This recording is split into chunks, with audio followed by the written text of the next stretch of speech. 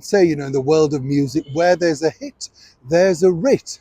And then, of course, there's millions to be made by the pop band as and when they remain popular for that limited period. Now, I don't know about you, but when I was growing up, pop bands normally lasted between 2 to 4 years. Now it's a lot quicker, isn't it? What was hot for 5 minutes is now not, with literally 10 minutes later. It's the world of streaming. We don't buy into bands the way we did. If you look back, say, to the 90s and things like the 80s, the Go-Go's with Belinda Carlisle, the Bangles, there were all these great girl groups around and supergroups. Way back in the early 80s, one supergroup really did take the world by storm. This group, but now it's all fallen apart with over £1 million being paid out to an ex-band member who basically said he simply now wants no more to do with the band. Sad state of affairs as ever. Let me explain.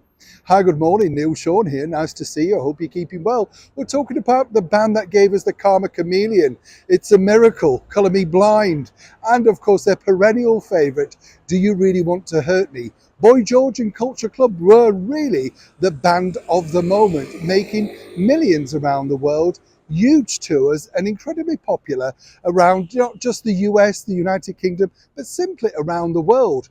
Now, what happened was this. The band fell out of favour, as they all do for a period of time, and Boy George had a much publicised drama with his own drug battles. I've met George on numerous occasions via things like The Voice and launches and things like that. Nice guy, obviously he got a mind of his own, quite forthright. Now, when you pitch that mind of his own and forthrightness with other band members, you normally get a fallout. And this is what happened with the lead drummer, John Moss.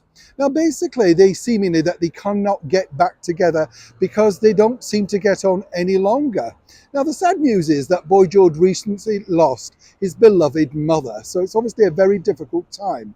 But the band were meant to go into court earlier this week, and at the 11th hour have now decided to settle outside, which means the remaining 3 members of the band alongside Boy George will continue as Culture Club. Boy George and Culture Club, while the drummer John Moss apparently is quite happy to take over 1.7 million in a retirement fund.